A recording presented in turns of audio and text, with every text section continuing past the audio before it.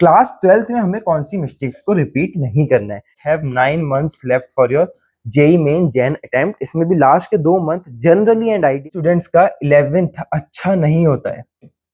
Generally उनका 12th week जाता है या फिर बेकार जाता है बिकॉज ऑफ द किस चीज को प्रायोरिटी दूं। सबसे बड़ा क्वेश्चन यही है। और स्टडी आर आप सीधे सीधे समझ लो, बहुत सिंपल शब्दों में, इज अ मिथ नाउ। जो हमारी जेई 2027 की नॉन एकेडमिक सीरीज चल रही है उसमें हम लेक्चर 4 कवर करने वाले हैं, mistakes to avoid in class 12th। अगर पहली बार लैंड किए हो इस सीरीज में, इस प्लेलिस्ट में, तो हम ऑलरेडी कवर कर चुके हैं कि क्या बेसिक्स होते हैं, क्या 11th की मिस्टेक्स हमें रिपीट नहीं करनी है, क्या हमें तरीके अपनाने हैं बैकलॉग्स को कवर करने में, प्लस हमने ये भी देखा है कि इस पूरे साल को हमें कैसे जीना है। तो ये सारी चीजें हमारी हो गई हैं। इस लेक्चर में बेसिकली हम फोकस करने वाले हैं कि क्या क्या मिस्टेक्स हमें अवॉइड करनी है। Because most of the students का अभी भी हमने अगर देखा होगा तो जो अप्रोच रहा है जेई का क्लास 11th में वो बहुत ज्यादा सीरियस नहीं रहा है। हमारे में से काफी सारे बच्चों के ऑलरेडी बैकलॉग्स है। जितने भी हम पोल्स करते हैं हमारी कम्युनिटीज में, तो इस सीरीज के थ्रू हम कम्युनिटी एंगेजमेंट भी कर रहे हैं। एक व्हाट्सएप की डेडिकेटेड कम्युनिटी है जिसका लिंक डिस्क्रिप्शन बॉक्स में है। वहां पे हम ऑलरेडी डिस्कशंस कर रहे हैं, वहां पे अटेंडेंस तक मार्क हो रही है हर लेक्चर की, एंड वहां से समझ में आ रहा है कि चीजें क्लास 11th में उतनी अच्छी रही नहीं है। तो अभी तक जो चीजें कवर की थी वो हमने क्लास 11th की बहुत सारी चीजें कवर कर ली थी, बट अभी एक चीज जो नेक्स्ट लेक्चर में बहुत ज्यादा इंपॉर्टेंट हो रही है कि क्लास 12th में हमें कौन सी मिस्टेक्स को रिपीट नहीं करना है। And don't confuse this lecture with the lecture कि हमने जो 11th वाली मिस्टेक देखी थी। यहाँ मैं ये नहीं बताने वाला हूँ कि तुम्हें क्लास नहीं ली वो एक मिस्टेक को अवॉइड करो, या बैकलॉग नहीं बनने दो वो मिस्टेक को अवॉइड नहीं करो। मैं बेसिकली कुछ हिडन मिस्टेक्स की इस लेक्चर में बात करने वाला हूँ जो जनरली बच्चों को रियलाइज नहीं होती है, और जब तक तो रियलाइज हो जाता है बहुत लेट हो जाता है। हम ऑलरेडी डिस्कस कर चुके हैं, जिसका तुम्हें फिर से एक बार मैं आइडिया दे दूं that you just have 9 months left for your JEE Main Jan attempt. इसमें भी लास्ट के 2 month generally and ideally revision के लिए होते हैं, which means you just have 7 months left. तो ये 7 months में obviously there is no scope for mistakes, there is no room for mistake, because अगर 7 महीने में भी मिस्टेक करोगे तो 11th रिवाइज करना है, बैकलॉग्स कवर करने हैं, 12th पूरा कंप्लीट करना है, तो भाई मिस्टेक ही करते रह जाओगे, तो ऑब्वियसली रिपीट करने के अलावा कोई ऑप्शन नहीं होगा। तो इसके लिए एक सबसे पहले तो अफर्मेशन अपने कमेंट सेक्शन में डालो, आई only have 7 months left. Because जब तक ये टाइमर नहीं चलेगा ना तब तक वो सीरियसनेस नहीं आएगी। वो सीरियसनेस नहीं आएगी कि मेरे को कोई गलती नहीं करनी है, मेरे को स्ट्रिक्ट रूटीन फॉलो करना है, मुझे सिर्फ क्लास 12th में एक्सेल करना है। तो everyone should comment in the comment box कि I only have 7 months left for JEE 2027।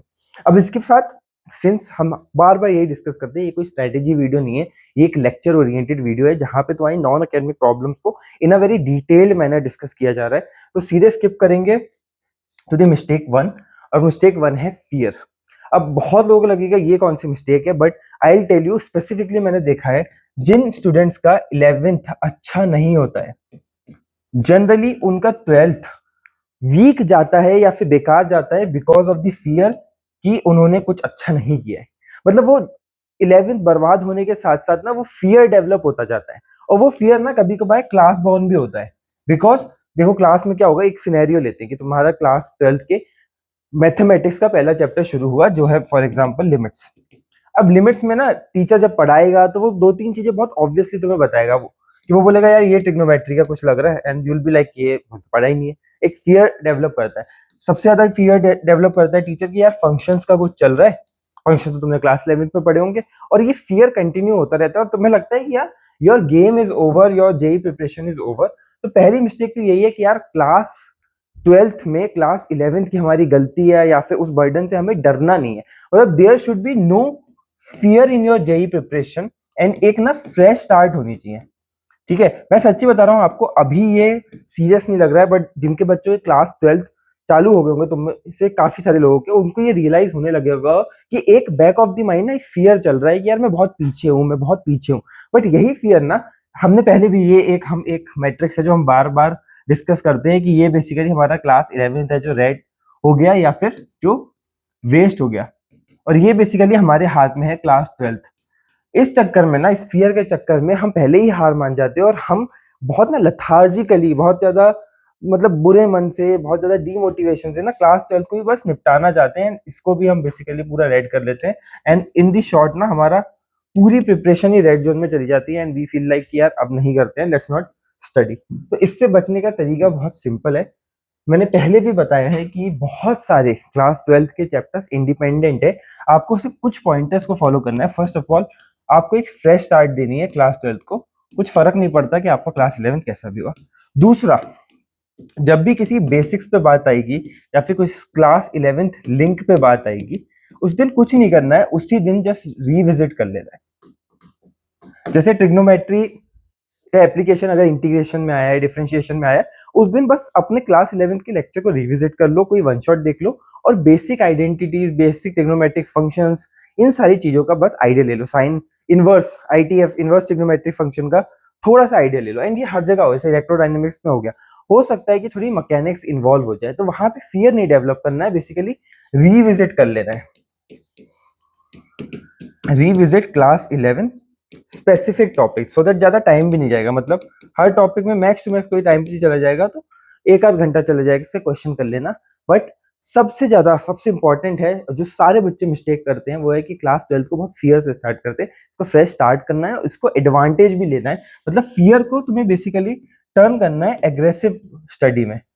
तभी तो, क्योंकि एक part of the syllabus already हमारा वीक है, दूसरा पार्ट ऑफ द सिलेबस भी वीक हो जाएगा बिकॉज ऑफ फियर, तो कुछ फायदा नहीं है। नेक्स्ट मिस्टेक जो हम करते हैं, वो करते हैं हम फंडामेंटल्स को अगेन वीक रहने दे जाते हैं।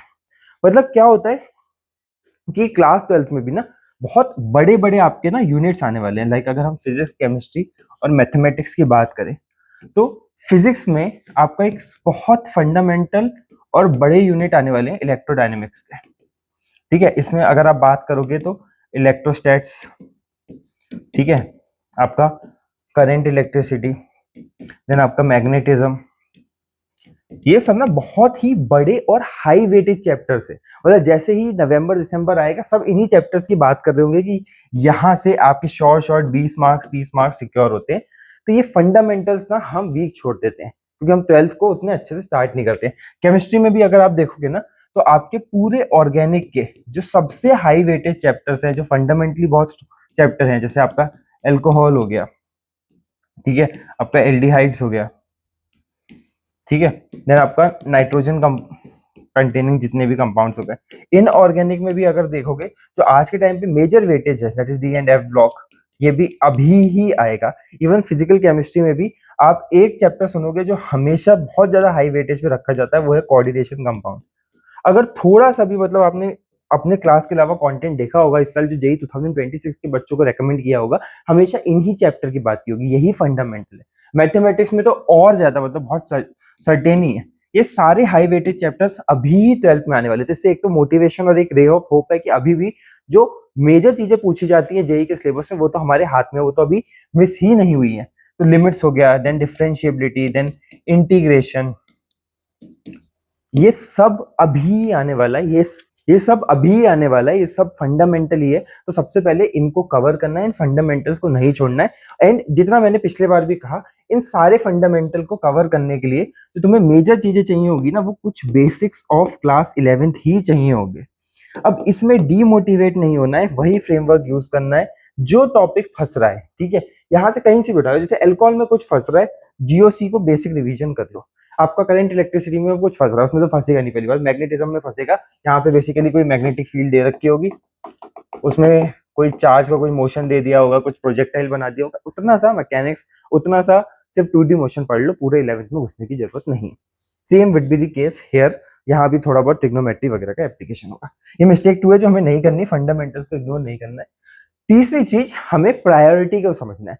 क्लास 11th से वो बच्चा जिसने उसको अच्छे से नहीं गुजारा है, वो सबसे बड़ी प्रॉब्लम जो फेस करते हुए आता है ना, कि मैं किस चीज को प्रायोरिटी दूं, सबसे बड़ा क्वेश्चन यही है। और सबसे ज्यादा ना कंफ्यूजन भी यही है कि यार एक समय लगता है कि यार क्लास 11th को ना शुरू कर देता हूँ और यहाँ से ही रीस्टार्ट करता हूँ, बिकॉज यहीं से सारी चीजें होगी। दूसरा दिमाग ये भी लगता है क्लास 12th से फ्रेश स्टार्ट कर देता हूँ। फिर इसके बाद में तीसरी कंफ्यूजन ये भी आ जाती है, कोचिंग टेस्ट शुरू कर देती है क्लास 11th के, तो क्लास 11 के टेस्ट भी है। प्लस फिर जैसे ही मिड ऑफ द ईयर निकलेगा, स्कूल अपनी चीजों को प्रायोरिटी देने लगता है। तो इतनी सारी कंफ्यूजन के बीच में ना सबसे बड़ी मिस्टेक होती है रॉन्ग प्रायोरिटी की, कि बच्चा ना गलत प्रायोरिटी ले लेता है। फॉर एग्जाम्पल, एक रॉन्ग प्रायोरिटी का आपको सीन बताता हूँ, कि आपने क्या किया कि मान लेते हैं इसको ही प्रायोरिटी 1 लिया, और जैसे ही टेस्ट आता है ना, आप इसको प्रायोरिटी 2 बना दिया, आपने इसको प्रायोरिटी 3 बना दिया। तो दिक्कत हो जाएगी, क्योंकि इसके चक्कर में ना ये करते ही फिर आप रिवीजन करना शुरू करोगे, ये प्रायोरिटी 1 से ये आपस में जगल ही करते रह जाओगे और इसका कुछ भी फायदा नहीं होगा। और हमेशा ना हम अगर टेस्ट देने वाले होते हैं तो हमें हमेशा यही लगता है कि जो टेस्ट में आ रहा है उसको रिवाइज कर लेते हैं। तो what should be the right priority, वो भी बताना मेरा ही काम है। तो तुम्हें राइट प्रायोरिटी का भी मैं एक आइडिया दे देता हूँ। सबसे पहली तुम्हारी प्रायोरिटी क्लास 12th है। इससे बड़ी प्रायोरिटी कुछ भी नहीं है, यही तुम्हारी स्टार्ट प्रायोरिटी है, चाहे तुम्हारा कोई भी टेस्ट हो रहा हो, कुछ भी हो रहा हो। दूसरी तुम्हारी प्रायोरिटी सिर्फ क्लास 11th के बेसिक चैप्टर हैं, जिसकी लिस्ट हम बहुत बार दे रखे हैं, हमने कम्युनिटी पे फिर से दे देंगे कि कौन से चैप्टर दूसरे नंबर तुम्हारी प्रायोरिटी है। तीसरे नंबर पे तुम्हारे टेस्ट तुम्हारी प्रायोरिटी है, एंड इस टेस्ट में भी चलो आगे बताता हूँ। और चौथे नंबर पे प्रायोरिटी है तुम्हारी स्कूल अंटिल, सही बता रहा हूँ, अंटिल दिसंबर तो स्कूल चौथे नंबर की ही प्रायोरिटी है, बिकॉज यहाँ कुछ नहीं होने वाला, सिर्फ प्री बोर्ड आएंगे दिसंबर से, तब तुम थोड़ी प्रायोरिटी को शफल कर सकते हो। अब टेस्ट में कुछ क्लास 11th का आ रहा है प्लस क्लास 12th का भी कुछ अटका है, तो आप इसको क्रॉस मारो, इसको ही प्रायोरिटी दो, ठीक है। अगर क्लास 12th का टेस्ट हो रहा है तो ऑब्वियसली फिर तो जो प्रायोरिटी है उस पर ही टेस्ट हो रहा है। इस प्रायोरिटी ऑर्डर को जितना याद रखोगे उतनी कंफ्यूजन बहुत कम हो जाएगी आपकी। चौथा आपके स्टडी आवर्स, ये मिस्टेक है, study hours is a mistake in class 12th। हमने पिछली स्लाइड में अभी डिस्कस किया है कि यार इतनी सारी चीजें मेरे हाथ में है, मुझे 11th कवर करना है, मुझे 12th भी अच्छे से स्ट्रांगली करना है, मेरे स्कूल की चीजें भी आ जाएंगी, मेरे पास एक साल भी नहीं है, मेरे पास सिर्फ कुछ महीने हैं, 7-8 महीने हैं। तो इतनी सारी चीज में ना don't fool yourself with study hours कि यार मेरे को 8 घंटे के स्टडी आवर्स बिठा लिए मैंने, या फिर मैंने 4 आवर्स के सेल्फ स्टडी बिठा ली, बट उसका ना कुछ आउटपुट नहीं निकल रहा है। तो ये मिस्टेक को ना हमेशा टैकल किया जाता है टास्क ओरिएंटेड थिंकिंग। मतलब स्टडी आर आप सीधे सीधे समझ लो, बहुत सिंपल शब्दों में, इज अ मिथ नाउ, ठीक है। क्योंकि ऐसे स्टडी आवर्स का कुछ फायदा ही नहीं है कि जिससे आपके गोल्स अचीव नहीं हो रहे हैं, आपके 11th कवर नहीं हो रहा है, तो कुछ फायदा नहीं है। तो इस मिथ को कैसे बेसिकली ब्रेक डाउन किया जाए, आप हमेशा ना टास्क बेस्ड टाइम टेबल बोल दो या फिर रूटीन बोल दो, उस पर शिफ्ट हो जाओ रादर देन स्टडी आवर्स। मतलब नाउ इट डजंट मैटर कि कितने घंटे पढ़ना है, सिर्फ मैटर करता है कि मेरे जितने टास्क हैं वो हो रहे हैं या नहीं हो रहे, उसके अलावा किसी चीज के पीछे मत पड़ो। मतलब आज के दिन पर अगर मेरे टास्क है कि मुझे 3 आवर्स की मेरी क्लास लेनी है, मुझे एक चैप्टर जो है से ट्रिग्नो 11th का रिवाइज करना है, प्लस मेरे को सारे डीपीपी लगाने हैं, मेरा संडे को टेस्ट है उसके लिए भी एक आवर प्रैक्टिस देना है, तो बस this should be completed irrespective of कितने वर्किंग आवर्स लग रहे हैं, कितने स्टडी आवर्स लग रहे हैं, उससे कुछ फर्क नहीं पड़ता है। फिफ्थ मिस्टेक है हमारी रॉन्ग टेस्ट। अब क्या होगा ना, 12th के टेस्ट बहुत बहुत बहुत ज्यादा इंपॉर्टेंट हो जाएंगे, बिकॉज मैंने तुम्हें बहुत बार बताया है कि एक तुम्हारा जो ये मेन एग्जाम है, जो जेई मेन जो जैन में होगा, मतलब don't be a that student जो इसको ही पहला मॉक टेस्ट दे रहा हूँ, मतलब ऐसे बच्चे बन के कुछ फायदा नहीं होगा। तो अब 12th में जो टेस्ट दोगे ना, उसमें सिर्फ टेस्ट देना मतलब सिर्फ